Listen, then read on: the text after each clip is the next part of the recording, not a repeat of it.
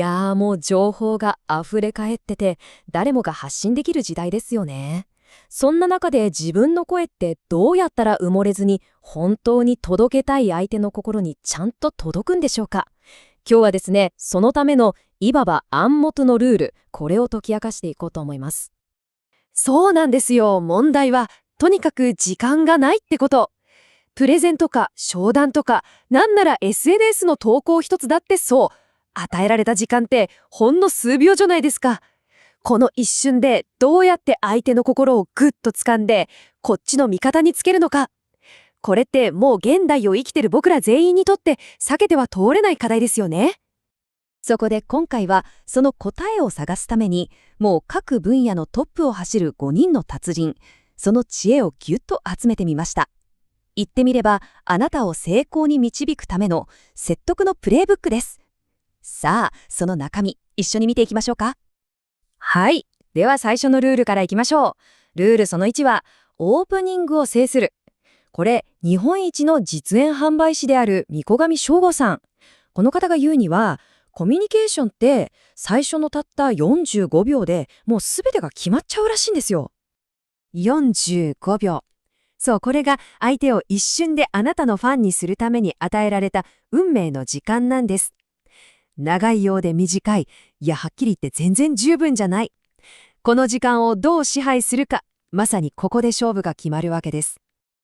じゃあ、この大事な45秒で何をすべきなのか。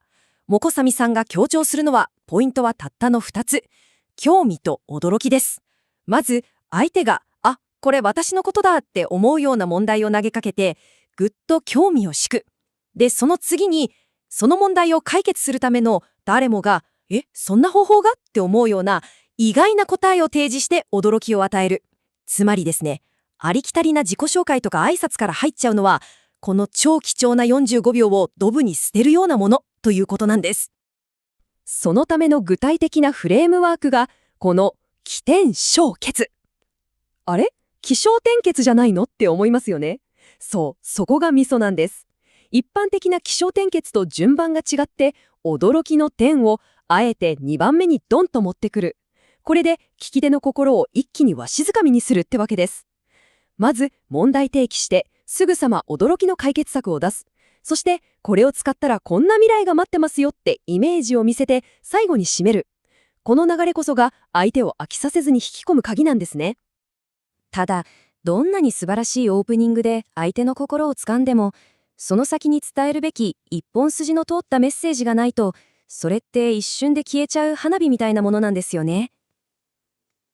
そこで重要になるのが、ルールその2、自分のコアを見つけるです。このコアメッセージの力、それを象徴するものすごい例があります。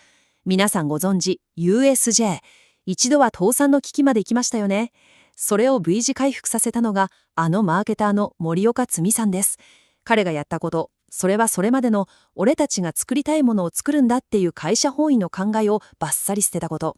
そしてお客さんが本当に欲しいものって何だろうっていうたった一つのでもめちゃくちゃ強力なコアメッセージに全てを集中させたんです。森岡さんの言葉がすごく本質をついてるんです。やることを選ぶということは同時にやらないことを選ぶということだ。これどういうことか。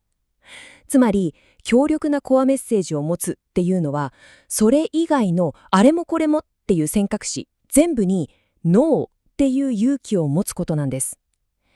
いろんなことに手を出すんじゃなくて、たった一つに全てをかける。これがその他大勢から抜け出すための唯一の道だって言うんですね。で、このコアメッセージをさらにもっと突き詰めたのがコピーライターの弓削哲さんが言うところの売りなんです。これ何かというと、たった1秒で相手に伝わるユニークで強力なセールスポイント。さて、皆さんのメッセージ1秒で伝わりますかね？さて、ここまでで最高のオープニングと研ぎ澄まされたコアメッセージが揃いました。いやー、これだけでも相当強力ですよね。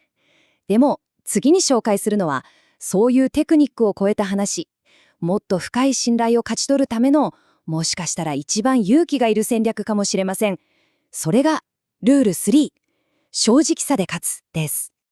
これ、ある一人のダメ営業マンがもう絶望の淵で掴んだとんでもない逆転の物語なんです。トヨタホームの菊原智明さん。彼は長年クレームばっかりで本当にダメな営業マンだったそうです。でもやめようって思った直前、半生やけくそで新しいお客さんに商品の欠点とか今まであったクレームを全部正直に話し始めたんです。そしたら何が起きたと思います？お客さんは怒るどころか彼に感謝して絶大な信頼を寄せてくれた。そしてそこからなんと4年連続でトップセールスマンになったんですよ。信じられます？菊原さん自身が、転機はまさに今まで隠してきたクレームをお客様に全部話すようになったことだったって語ってるんです。これすごいことですよね。普通だったら絶対隠したいじゃないですか。自分の弱みとか欠点って。でもそれこそが実は相手との間に絶対に壊れない信頼の橋を架ける最高の材料になるってことなんです。完璧なメッセージ、そして正直な姿勢。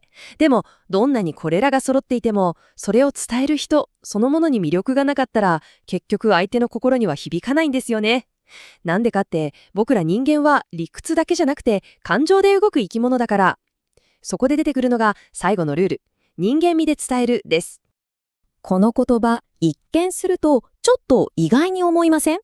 お笑いも営業もすべては台本と練習量で決まる。人間味ってアドリブとかじゃないのって思いますよね。でも違うんです。これは一見自然に見えるあのスムーズなコミュニケーションの裏側には、実は血の滲むような準備と練習があるんだよってことを教えてくれてるんです。じゃあ、その人間的なつながりを作るための具体的なツールキットがこちらです。まず、アドリブに頼らない。ちゃんと台本を作って、それがもう自分の体の一部になるくらい徹底的に練習する。でも、ただのロボットになれって話じゃないですよ。だから次に大事なのが、自分らしさを隠さず、ありのままでいること。そして3つ目。元芸人のトップ営業マン、中村樹さんがやってる4回のお礼みたいに、相手へのリスペクトを徹底的に示すこと。最後に、一人で戦わない。支え合えるチーム、軍団を作ること。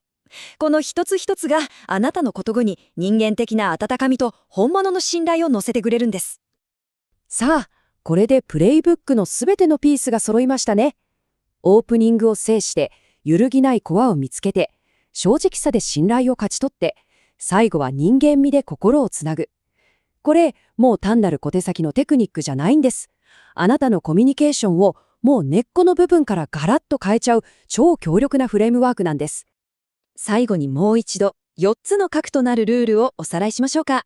ルール1、最初の45秒を制する。ルール2、1秒で伝わる売りを見つける。ルール3、正直さでクレームさえも信頼に変える。そしてルール論、練習とリスペクト、そしてありのままの自分で人間味を伝える。どうでしょう？頭に入りましたか？さて、最後にあなたへの質問です。